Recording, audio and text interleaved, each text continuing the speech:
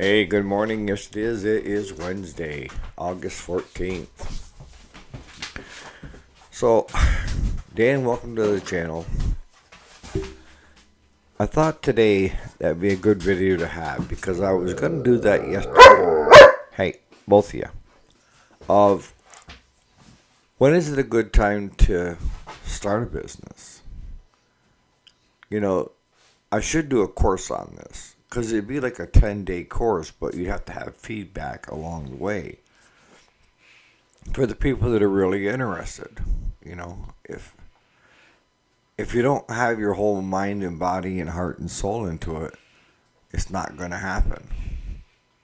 If you're not willing to give it 110%, why do it?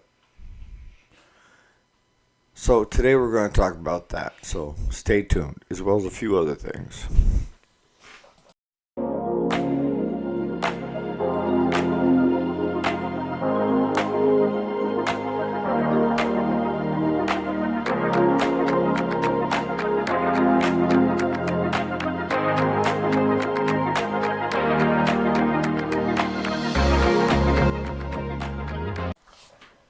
Alrighty, welcome back. My name is Eric, and yes, this is the weekday. Today is Wednesday, August 14th.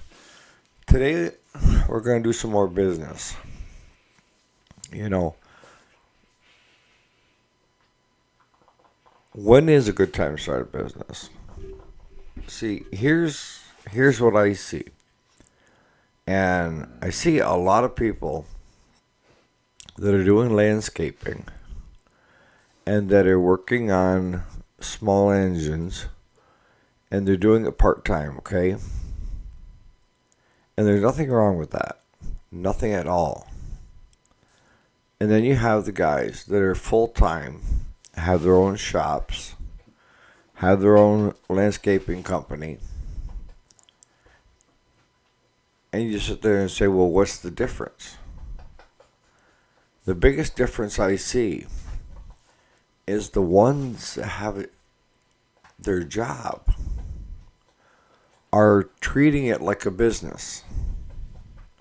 The ones that are doing it part-time are treating it like a side hustle and extra money. And a lot of times, I'll be honest, and this has been going on since back in the caveman day of trading clubs and stuff, is a lot of times the guys that are doing it part-time are not doing it on the books. They're not keeping track of profit loss. They're not keeping track of the income that they realized. They're not keeping track of the expenses to see what the difference is.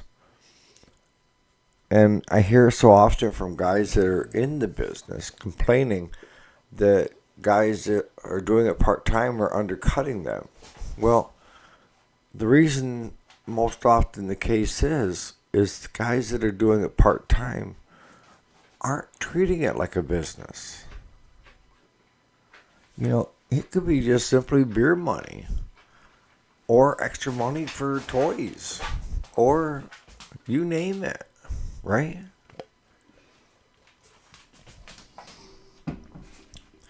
So they're not going to have two accountants, liability insurance, a business name, paying taxes.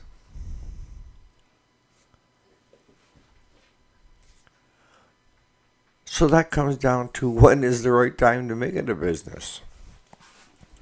See, I've seen guys that have done it as a side hustle and part-time to make extra money do very well until they tried to take it over into a business.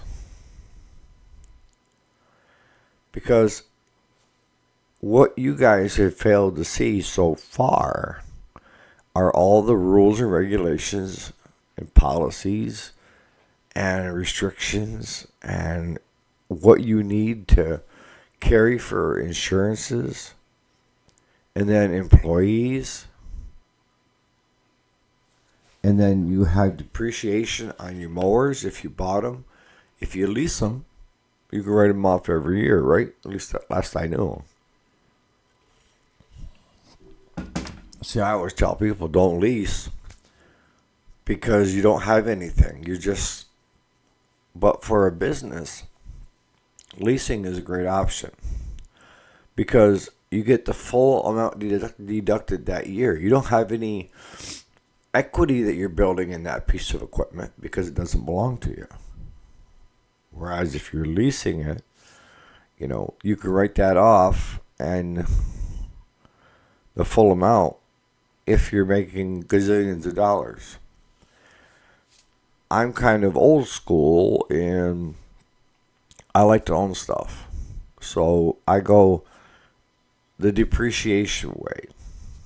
Okay, and that is you depreciate a piece of equipment over 3 to 5 years. And after those 3 to 5 years, it rolls off because they feel at that point you've got equity in that vehicle or in that riding lawnmower or in that hoist.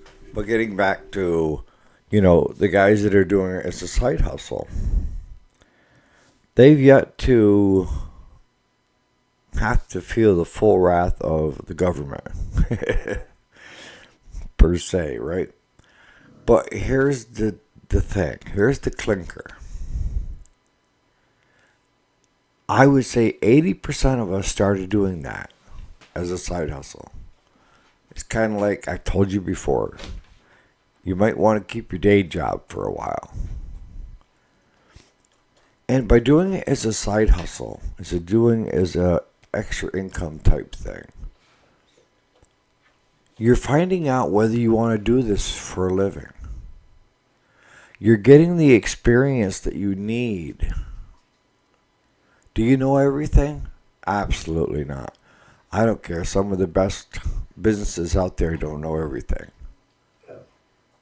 You have to be somewhat of a gambler. But you know enough how to get customers. You know how to create nice looking lawns to get new customers. You've learned that if you put signage out front, when you've mowed a yard or when you're mowing a yard, that potential customers may stop if you're doing a good job and ask what's your rates. Now, when you're doing it as a side hustle, extra income, you can do it a lot cheaper than, per se, the guys that are doing it full time.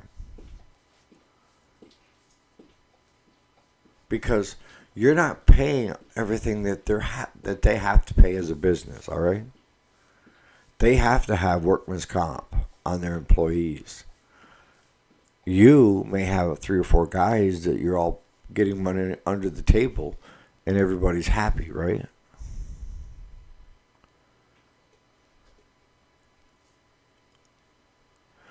But that's what you hear some bitching and complaining from guys like me, per se, that have a full-time business, that there are guys doing this nights and weekends that are doing it for a third of what I'm doing it for.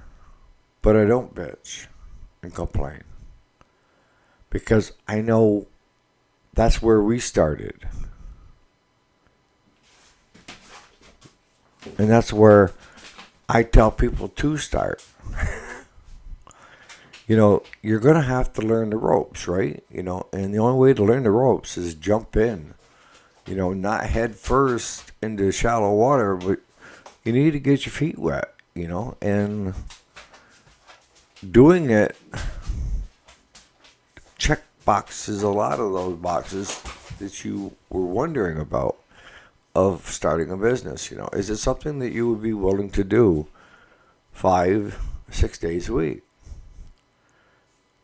Are you good at it? Because I'll tell you, the guys that are really good at it are anal. For landscaping, they're anal. And what do I mean by anal? They want it a certain way.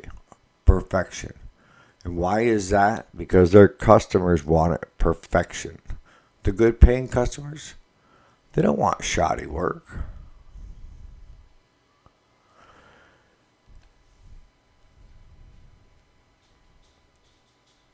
So it brings it back to your question, Dan, on you're working for another landscaper and you're wondering when is a good time to start. Well, you're learning the trade by somebody else. And my hope is that the person that you're learning the trade from is good. Because I've seen some shoddy contractors that are in business that just run in, hit the yard, and it looks like crap. The better ones you could tell, they have the diamond spread and everything else. But again, it depends on what your customer wants. A lot of landscapers don't just mow the yard. They also do weed eating. They blow the grass. They pick up the grass. They hedge trim. They sidewalk hedger.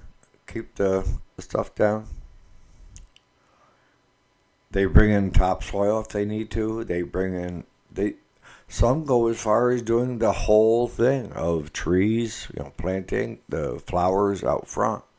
The whole enchilada. But you really have to be good to do that.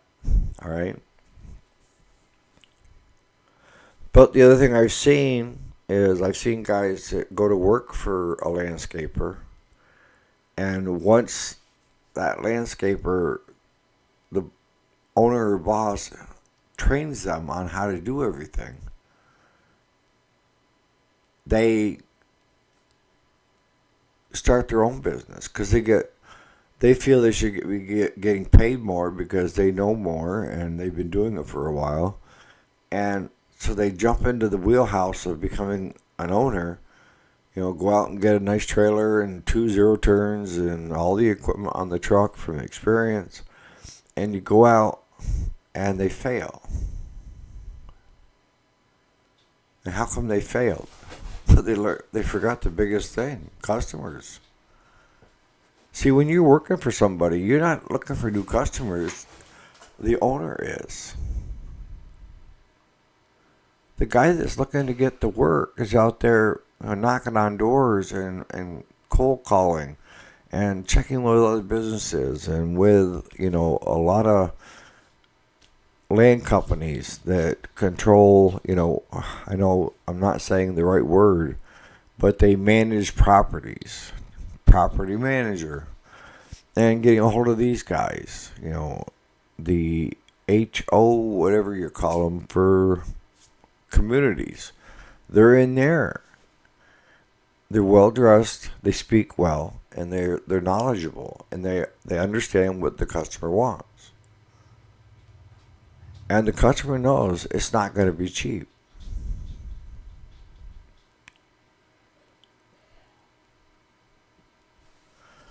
See, like us here just past week with this rainstorm and stuff. One of our friends got a hold of us and said that there was a person up on the lake that needed to have a tree removed. It had fallen on the power line and it was laying in the driveway that 9 Mile had come up and unhooked it, but they hadn't run the new line across yet.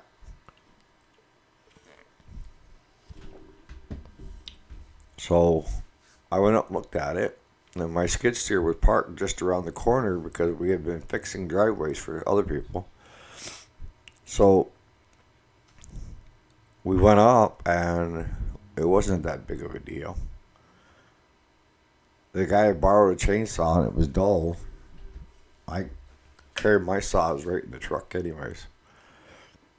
So I started blocking it up into 3-4 foot pieces that I knew my skid steer would push.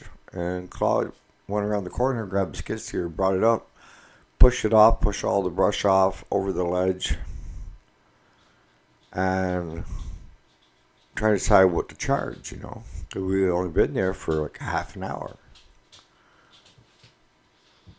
And a friend of mine come that is a contractor on that lake. And I told him, I said, is $250 too much? And he said, no, it's cheap. Real cheap. He said, these people can afford to pay. But without knowing what the going rate was on the lake for tree removal and everything else, you know, I didn't know how to bid it. I didn't know how to price it. And we're getting ready to wrap things up, and he come over and he said, I'd like to have one more tree removed. It's part dead, but it's standing. And I just want to get out of the way right now. And so I notched it and fell it, and we cleaned it up. So when he finally asked what the bill was, I said, it's $400 fair. And he said, that's way more than fair. So he gave us a little bit more than the four.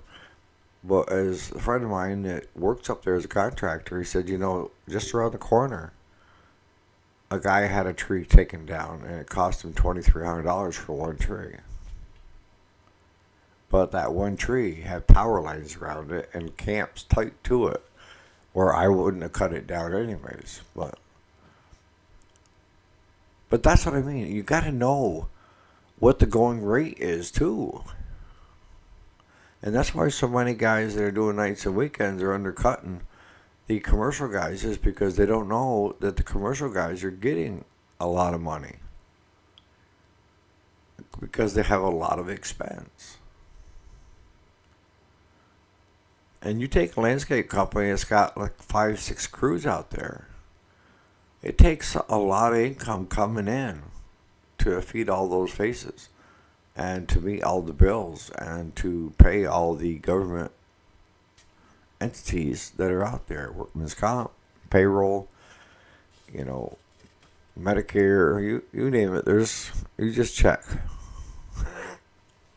But I'm going to start wrapping this up. But there's a lot of things that you need to learn if you're going to go full time, right? And a lot of it you're going to learn by fire. You know, if you're working for somebody, all you need to worry about is doing your job, right? And doing your job well. Now, if you're the contractor now, you need to know how to bid jobs. You need to know contracts. You probably need to have an attorney that can look through the contracts for you and decide if it's worth it or not. You're going to need to write contracts with homeowners and HOAs and, you know, stating who is responsible for what, right down to you talk to real contractors that are doing this, and they'll tell you you need to have it in writing, because if you don't have it in writing, you're responsible. And then I'm going to end it with the lease thing. I thought of it after I had mentioned leasing and stuff, is that there are programs out there, like Wells Fargo has a leasing program where you can lease it for 3 to 5 years. And if you're leasing it for 3 to 5 years, you can write that off, right? But at the end of 3 to 5 years, you have a buyout, and you can take and just continue making payments on that unit, or just pay it off and you own it. So when is the right time? It's when it's the right time for you. And I can tell you more on that in a later video. So on that note, you guys have a great Wednesday, and we'll see you here bright and early tomorrow morning.